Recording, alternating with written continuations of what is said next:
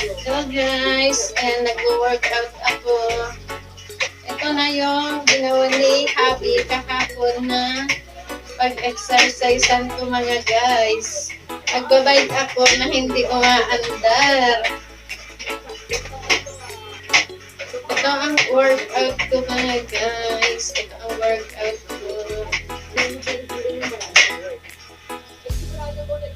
Ayan, ito ang ating workout na ginawa ni Happy. Hindi naman ako nakakalayo nito. Dito lang sa loob.